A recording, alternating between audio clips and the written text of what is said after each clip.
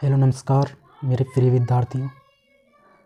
हम चर्चा कर रहे थे कि जो राजस्थान इतिहास के प्रमुख स्रोत थे उनके बारे में हमने जो पिछली कक्षा थी उनसे चर्चा कर रहे थे। हमने जस्ट जो पिछली क्लास ली थी उसके अंदर हमने जो राजस्थान के प्राचीन ताम्रपत्र है उनके बारे में हम चर्चा कर रहे थे। दोस्तों, हमने बताया था कि जो ताम्रपत्र होते हैं जो तांबे की महीन चादर को पीट कर महीन चादर बनाया जाता है और उस पर लेख लिखा जाता है, उसको ताम्रपत्र कहते हैं। दोस्तों, जो ताम्रपत्र होते हैं उसके अंदर राजा महाराजाओं की वंशावली की सूची, हमने पिछली क्लास में जो इसके बारे में बताया था कि जो ताम्रपत्र होते हैं उसके अंदर राजा महाराजाओं की वंशावली की सूची का रिकॉर्ड रखा जाता है। दूसरी बात, राजाओं द्वारा जो भूमि दान दिया जाता है किसी व्यक्ति को या राजा को भूमि दान देना, इसका उल्लेख इस ताम्रपत्र में होता है। बाकी इसकी जानकारी हमने पिछली क्लास में पूर्ण तरीक़ा से ले ली थी। अब जो हमारे बचे हुए जो ताम्रपत्र हैं उनको हम कंटिन्यू करते हैं। फिर आता है दोस्तों हमारा कोगा घेड़ी का ताम्रपत्र। कोगा घेड़ी का ताम्रपत्र है दोस्तों, जिसमें कोगा घेड़ी ग्राम का उल्लेख है। किसका? जो कोगा घेड़ी ग्राम है उसका उल्लेख है। इस चीज़ का हमें पता रखना है। दोस्तों, इसके अंदर जो महाराणा संग्राम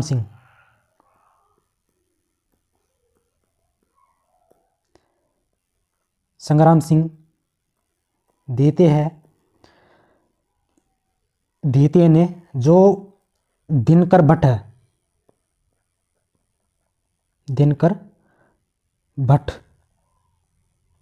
भट्ट था, उसको जो हिरण्यासव होता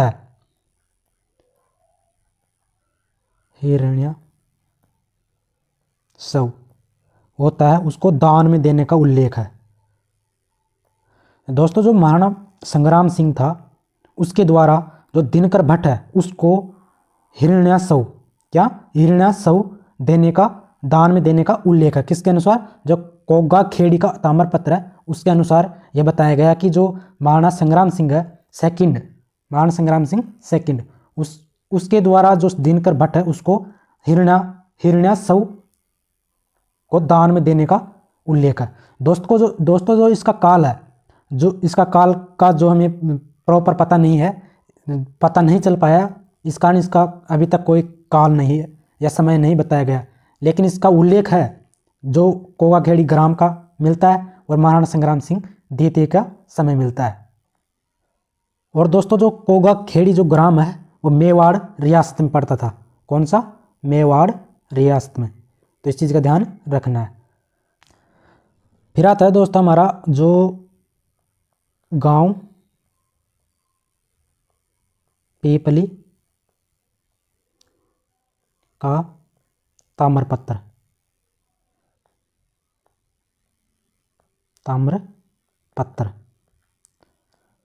दोस्तों, इसके काल की बात करें तो इसका काल 1576 ईस्वी मिलता है। ओके दोस्तों, जो ये पीपली का ताम्रपत्र है यह महाराणा प्रताप के समय का है। महाराणा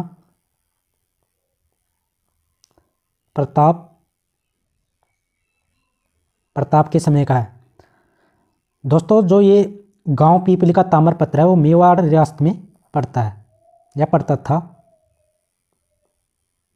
मेवाड़ रियासत। दोस्तों, जो गांव पीपली का ताम्रपत्र है इसमें हमें उल्लेख मिलता है कि जो महाराणा प्रताप द्वारा जो हल्दी घाटी का युद्ध हुआ था, हल्दी घाटी का युद्ध हुआ था, उसके बाद यहाँ गांव बसाने की, गांव बसाने का उल्लेख मिलता है। जो हल्दी घाटी का जो क्षेत्र था उसके आसपास जो मेवाड़ रियासत के जो लोग थे उनको बसाने का काम शुरू किया गया। किसके बाद? जो महाराणा प्रताप द्वारा हल्दी घाटी का युद्ध हुआ उसके बाद इस क्षेत्र में जो हल्दी घाटी का क्षेत्र था उसमें महाराणाओं द्वारा लोगों को बसाने का काम किया गया। इसमें उल्लेख मिलता है किसमें? गांव पीपली का ताम्रपत्र में। और इसमें यह भी स्पष्ट किया गया जो युद्ध के अंदर जो लोग मारे गए थे उनको कभी कभार जो उनको मदद दी गई, मदद किया गया। किसके द्वारा? महाराणाओं द्वारा। जो युद्ध में मारे गए जो लोग थे उनको कभी कभार उनकी मदद करते थे या उनको कभी कभार उपहार में कुछ चीज़ें दे देते थे जो उनका जीवन चक्र चल जाता था। तो जो गांव पीपली का ताम्रपत्र है इसमें इस चीज़ के बारे में वर्णन मिलता है। और जो ये ताम्रपत्र है वो 1576 ईस्वी का है, तो इस चीज़ को ध्यान में रखना है। फिर आता है हमारा किटखेड़ी का ताम्रपत्र। किसका? किटखेड़ी का ताम्रपत्र। दोस्तों जो ये किटखेड़ी का ताम्रपत्र है वो लगभग 1650 ईस्वी में लिखा गया। इसका समय मिलता है कि इस समय ये लिखा गया होगा। दोस्तों इसमें बताया गया है कि जो ये किटखेड़ी ग्राम है वह भट्ट विश्वनाथ को दान में दिया गया। भट्ट विश्वनाथ को दान में दिया गया था। कौन सा ग्राम?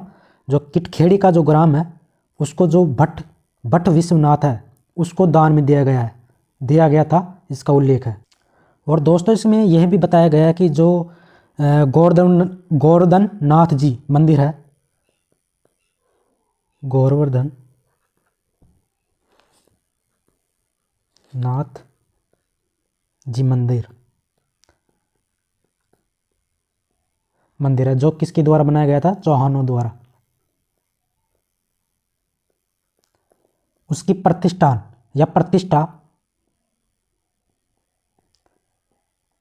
का उल्लेख है। भाई इसी समय जो 1665 ईस्वी है उसी समय जो चौहानों द्वारा गोवर्धननाथ मंदिर है उसकी प्रतिष्ठान का समय दिया गया। इसके समय जो किटखेड़ी का ताम्रपत्र है 1650 ईस्वी, उसी समय जो गोवर्धननाथ जी का मंदिर है जो चौहानों द्वारा बनवाया गया था उसकी प्रतिष्ठान की गई थी, उसी का समय मिलता है। तो इस चीज़ को ध्यान में रखना है। तो इसमें ध्यान रखना है कि किटखेड़ी का जो ताम्रपत्र है उसका समय क्या मिलता है हमें? 1650 ईस्वी। और ये जो किटखेड़ी ग्राम में किससे दिया गया? भट्ट विश्वनाथ को दान में दिया गया। इसके बारे में हमें जो ये जानकारी मिलती है। इसके बाद आता है डिगरोल गांव का ताम्रपत्र। कौन सा? डिगरोल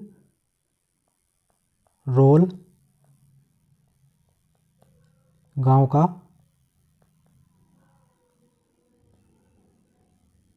ताम्रपत्र। दोस्तों जो डिगरोल गांव का जो ताम्रपत्र है वो जो महाराणा जगत सिंह के काल का माना जाता है। कौन सा? महाराणा जगत सिंह के काल का माना जाता है। इसमें इतनी ही जानकारी मिलती है कि जो डिगरोल गांव का ताम्रपत्र है वो महाराणा जगत सिंह के समय का माना जाता है। उस समय का पता चलता है कि जो महाराणा जगत सिंह शासन काल में थे उस समय डिगरोल गांव का जो ताम्रपत्र है वो लिखा गया था। इसमें इतनी जानकारी मिलती है। इसके बाद आता है जो रंगीली ग्राम का ताम्रपत्र। जो इसका हमें समय मिलता है वो मिलता है 1656 ईस्वी, सॉरी 1656 ईस्वी, 1656 ईस्वी। दोस्तों जो रंगीली ग्राम का जो ताम्रपत्र है वो मेवाड़ रियासत का है।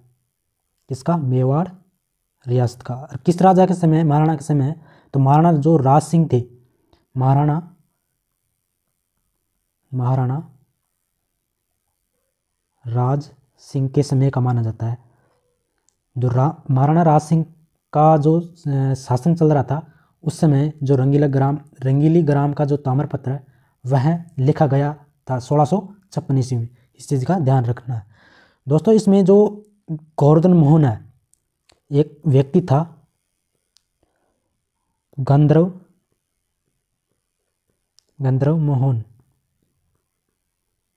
मोहन, इसको महाराणा द्वारा रंगीला नामक गांव दिया गया। कौन सा? रंगीला नामक ग्राम दान में दिया गया।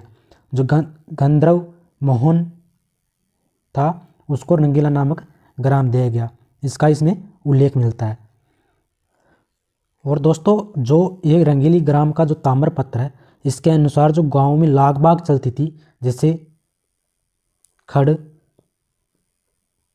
लाकड़ और टका, वह टका ये लागते लगती थी उसको हटाया गया। इसके अनुसार जो रंगीली ग्राम का ताम्रपत्र है उसके अनुसार जो खड़, लाकड़ व टका जो लागते लगती थी उनको हटाया गया। किसके अनुसार मिलता है हमें यह? जो रंगीली ग्राम का ताम्रपत्र है 1665 ईस्वी में लिखा गया, जो महाराणा राज सिंह के समय का माना जाता है। इसमें जो गंधर्व नामक जो व्यक्ति था उसको रंगीला नामक ग्राम दिया गया। इस चीज़ के बारे में हमें उल्लेख मिलता है। और जो दोस्तों मेन जो बात है इसमें, मेन जो इसका उल्लेख है इसमें है कि जो कड़, लाकड़ व टक्का जो लागते लगती थी उस समय उनको हटाया गया। तो इसके बारे में हमें उनके शासनकाल में यह पता चलता है कि जो महाराणा थे वह समाज प्रजा के प्रति भाव अच्छे रखते थे, इस कारण जो लागते लगती थी उनको हटाया गया। तो इस चीज़ के बारे में हमें ध्यान रखना है। ओके, तो इसके बाद हमारा आता है जो बेड़वास गांव का दानपत्र या ताम्रपत्र बोल सकते हैं। कौन सा? बेड़वास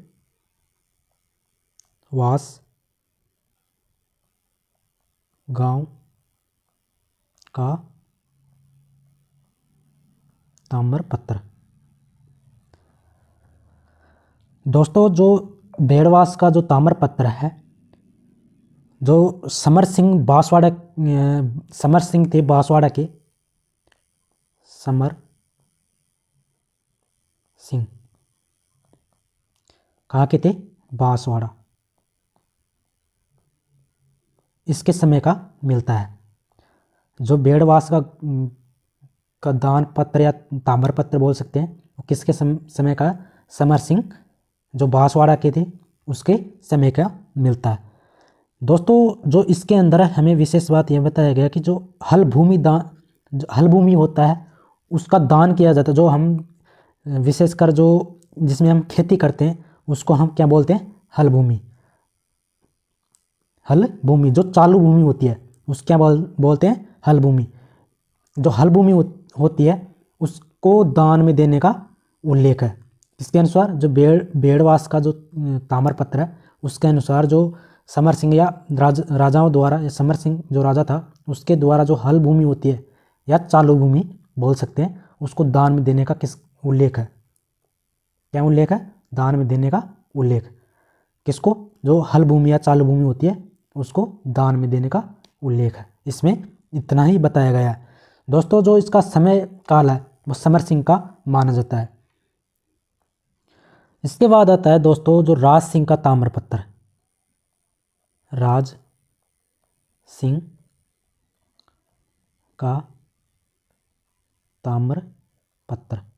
दोस्तों मैंने जो शुरुआती जो क्लास ली थी उसके अंदर बताया था कि इसमें राजा महाराजाओं की जीवनी, राजा महाराजाओं की वंशावली और भूमि अनुदान, जो भूमि दान देते हैं, उनके बारे में चर्चा होती है। किसमें? जो ताम्रपत्र होते हैं विशेषकर उनमें लिखा जाता है।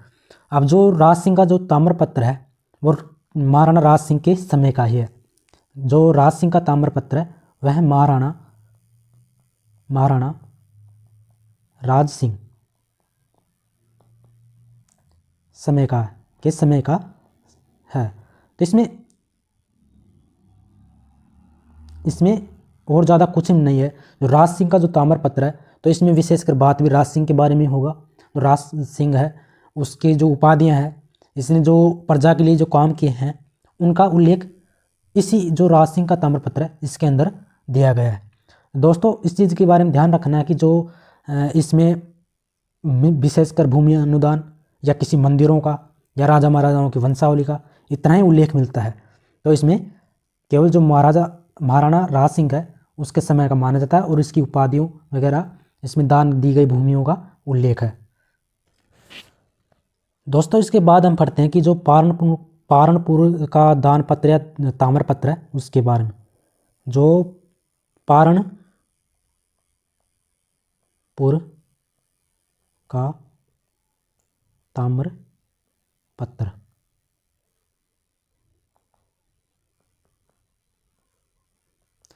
दोस्तों जो इसका समय है वो 1676 ईस्वी माना जाता है। 1676 ईस्वी। दोस्तों जो पारणपुर का दान पत्र है वह महाराजा श्री रावत प्रताप सिंह के समय का। जो पारणपुर का ताम्रपत्र है वह किसके समय का है? महाराणा श्री रावत प्रताप सिंह के समय का। दोस्तों जो महाराणा श्री रावत प्रताप है इसका शासन वर्ग था उसको धार्मिक शिक्षण परंपरा का उल्लेख मिलता है। क्या मिलता है? उल्लेख। इसका जो महाराणा श्री रावत प्रताप सिंह थे उसमें जो इसके शासन वर्ग थे, उस जो शासन वर्ग था उसको धार्मिक जो शिक्षण था, परंपरा थी, उसका उल्लेख मिलता है। किसके समय का? जो महाराजा श्री रावत प्रताप सिंह था उसके समय का। दोस्तों इसके अंदर जो टक्की लाग और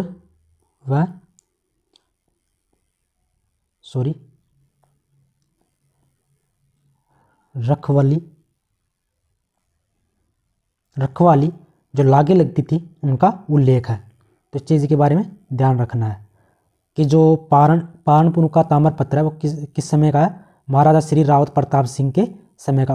और इसका समय मिलता है हमें स्पष्ट, तो वह है 1676 ईस्वी।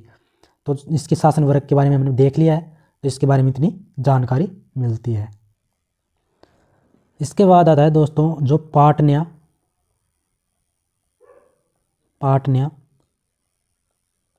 ग्राम का दान पत्र।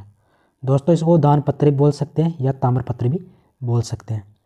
दोस्तों इसमें विशेष बात यह है कि जो पाटन्या ग्राम का जो दान पत्र है दोस्तों, जो ये ग्राम है पाटन्या ग्राम, इसको जो मेहता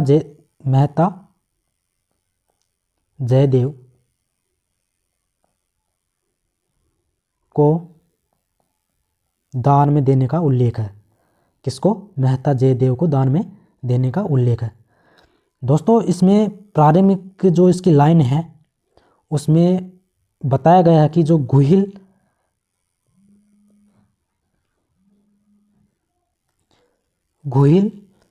वंश के से लेकर जो भट्ट थे,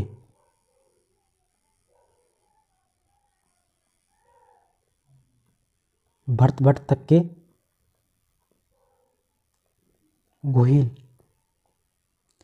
गुहिल राजाओं का नाम मिलता है, घुइल राजाओं का क्या मिलता है, नाम। जो घुइल वंश के शुरुआती राजाओं से लेकर जो भरत भट्ट तक के घुइल राजा थे उनके नाम का उल्लेख मिलता है। किसके अनुसार, जो पाटन्य ग्राम का दान पत्र है उसके अनुसार। तो इस चीज़ के बारे में ध्यान रखना है।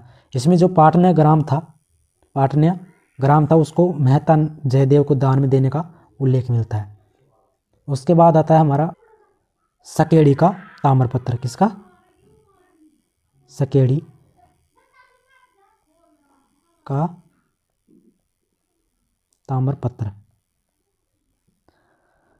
दोस्तों जो सकेड़ी का ताम्रपत्र है वो महारावत गोपाल सिंह के समय का है। किसके, महारावत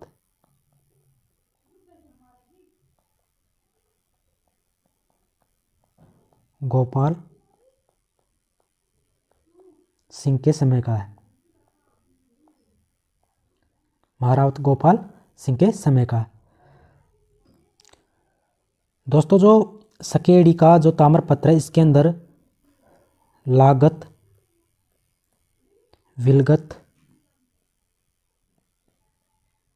विलगत के साथ जो खतकावल जो कर थे, क्या थे, कर, उनका उल्लेख है।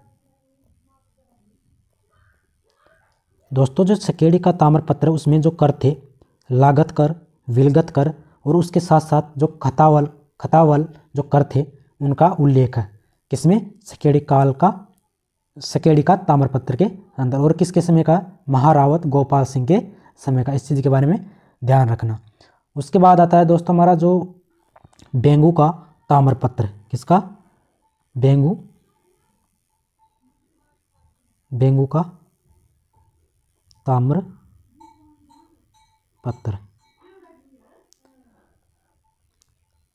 दोस्तों जो बेंगू का ताम्रपत्र है इसके बारे में हम चर्चा करेंगे। और बेंगू ग्राम विशेष इंपॉर्टेंट भी है क्योंकि जो बेंगू किसान आंदोलन हुए इसमें बहुत सारे किसानों ने अपनी आहुतियाँ दी है। उसके बारे में अगले कुछ कक्षाओं में पढ़ने वाले। दोस्तों जो बेंगू का ताम्रपत्र है वह महाराणा संग्राम सिंह के समय का है। किसके समय का, महाराणा संग्राम सिंह के समय का,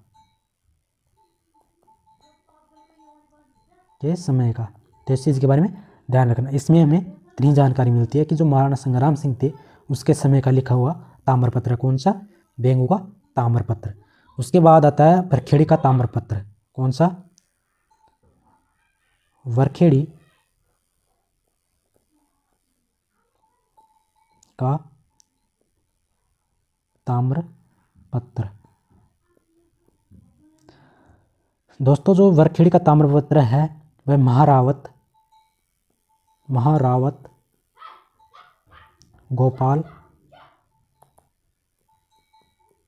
गोपाल सिंह के समय का है।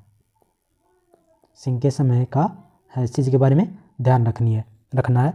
जो वरखेड़ी का ताम्रपत्र है वो किसके समय का है, महारावत गोपाल सिंह के समय। दोस्तों इसके अनुसार जो कान्हा जो राजा था उसका उल्लेख है। और उनके अनुसार जो लाख पसाव में जो बरखेदी गांव है उसका उल्लेख है। इसका जो लाख पसाव में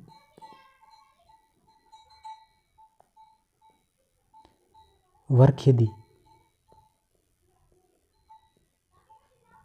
गांव और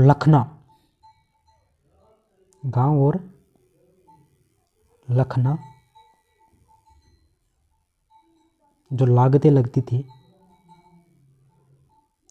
लागत उसका उल्लेख है। इसके अनुसार जो वरखेड़ी का जो ताम्रपत्र है उसके अनुसार। दोस्तों जो बरखेड़ी का जो ताम्रपत्र है उसके अनुसार लाख पसाव की और जो लखना जो लागत थी वो बहुत मायने रखती थी। इस चीज़ के बारे में हमें ध्यान रखना है। जो वरखेड़ी का जो ताम्रपत्र है उसमें जो कान्हा राजा था उसके बारे में उल्लेख मिलता है। तो इस चीज़ के बारे में ध्यान रखना है। उसके बाद आता है हमारा अगला ताम्रपत्र, प्रतापगढ़ का ताम्रपत्र। प्रतापगढ़ का ताम्रपत्र। दोस्तों जो प्रतापगढ़ का ताम्रपत्र है वह महारावत सामंत सिंह के समय का है। किसके समय का? महारावत सामंत सिंह के समय का। किसके समय का? महारावत सामंत सिंह के समय का है। दोस्तों जो प्रतापगढ़ का ताम्रपत्र है उसके अनुसार जो ब्राह्मणों पर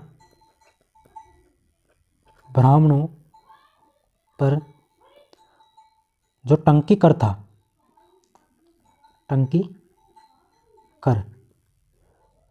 कर था उसको उठाने का उल्लेख मिलता है। उठाने का उल्लेख मिलता है। किसके अनुसार? जो प्रतापगढ़ का ताम्रपत्र है उसमें जो ब्राह्मणों पर जो टंकी कर लगाया गया था उसको उठाने का उल्लेख मिलता है। किसके अनुसार? प्रतापगढ़ का जो ताम्रपत्र है उसके अनुसार। तो चीज़ के बारे में ध्यान रखना। और ये किसके समय का है? महारावत सामंत सिंह राजा थे उसके समय का है। तो इस ताम्रपत्र से हमें इतनी जानकारी मिलती है। इसके बाद हमारा जो अगला ताम्रपत्र आता है ग्राम गढ़बोड़ का ताम्रपत्र। कौन सा आता है? ग्राम गढ़बोड़ का ताम्रपत्र। दोस्तों जो ग्राम गढ़बोड़ है उसका जो हमें समय मिलता है वह महाराणा श्री संग्राम सिंह के समय मिलता है। कौन सा?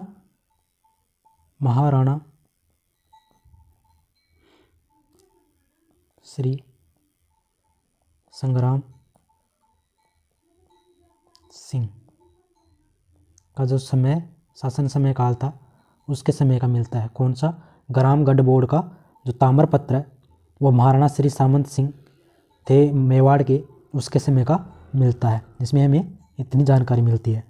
दोस्तों इसके बाद आता है हमारा जो अगला ताम्रपत्र है बांसवाड़ा के दो दान पत्र है उनका। इसका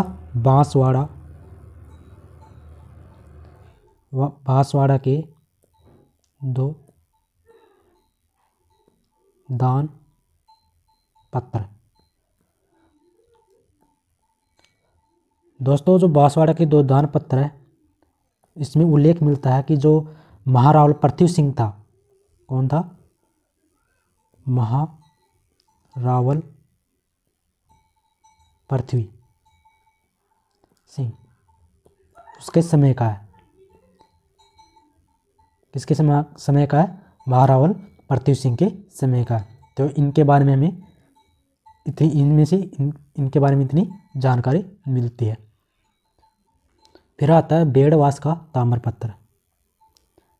बेड़वास का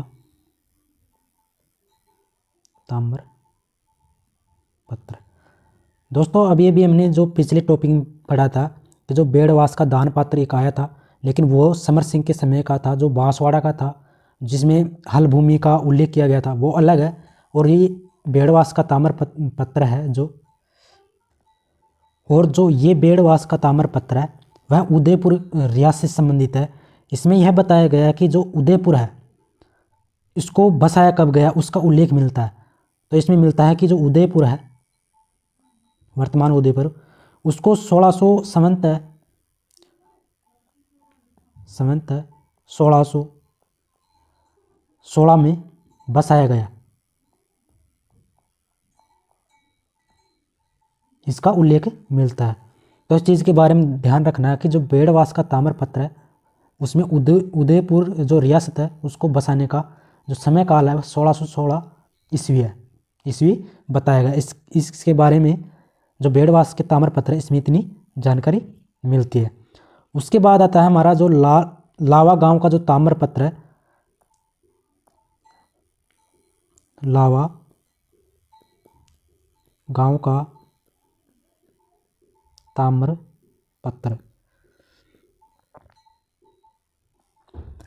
दोस्तों जो लावा गांव का जो ताम्रपत्र है, इसमें विशेष बात यह बताई गई कि जो महाराणा उदय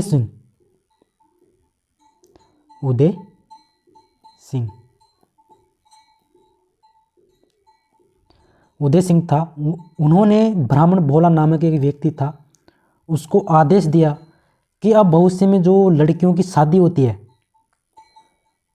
लड़कियों की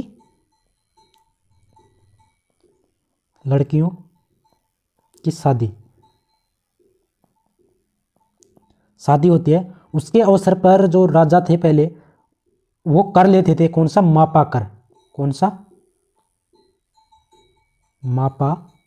कर, वो अब नहीं लेंगे, यह कहकर उठाया गया। किसके द्वारा? महाराणा उदय सिंह के द्वारा। लड़कियों की शादी में जो कर लेते थे उसको क्या बोलते थे? मापा कर। इसको किसने उठाया? महाराणा उदय सिंह ने क्या किया? उठाया। और किसने आदेश, किसको? जो महाराणा उदय सिंह है वो किसको आदेश दिया? जो ब्राह्मण भोला नामक व्यक्ति था, ब्राह्मण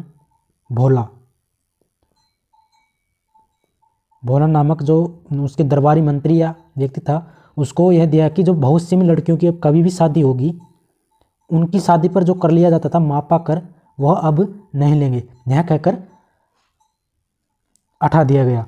कौन से कर को? मापा कर को। तो इस चीज़ के बारे में ध्यान रखा। और इस जो लावा गांव का जो ताम्रपत्र है, इसमें यह भी बात कही गई कि इस क्षेत्र में जो भी लड़कियां हैं, जो शादी लायक लड़कियां हैं, जिनका विवाह होगा, उनका अधिकार है कि वो विवाह वह करवाए। कौन? राजा करवाए। यह एक विशेष निर्णय था उस समय राजा का कि उस समय जो लड़कियां थी उसकी शादी राजा द्वारा करवाई जाए। इसका उल्लेख मिलता है किसके अनुसार? जो लावा गांव का ताम्रपत्र है उसके अनुसार उल्लेख मिलता है। तो इस चीज़ के बारे में ध्यान रखना है। दोस्तों जो हम प्रमुख जो ताम्रपत्र पढ़ रहे थे, वह हमने विशेषकर जो इम्पोर्टेंट ताम्रपत्र थे वह हमने लगभग पढ़ लिए। अब जो पुरालेखिक जो स्रोत है उनको हम अगली कक्षा में कंटिन्यू करेंगे। तो इन चीज़ों के बारे में ध्यान रखना। दोस्तों उम्मीद करता हूँ मैं कि आपको जो मैं क्लास ले रहा हूँ वो आपको अच्छी लगी होगी और आप कंटिन्यू देख भी रहे होंगे। तो दोस्तों अगर आपको जो क्लासें अच्छी लगी हैं उनको लाइक, कमेंट और वीडियो को शेयर ज़रूर करना। और आपके जो YouTube channel only education topics जो क्लासेज है उनको सब्सक्राइब भी ज़रूर करना। बाकी जो क्लासें हैं हम कंटिन्यू लेते रहेंगे। जब तक के लिए जय हिंद, जय भारत।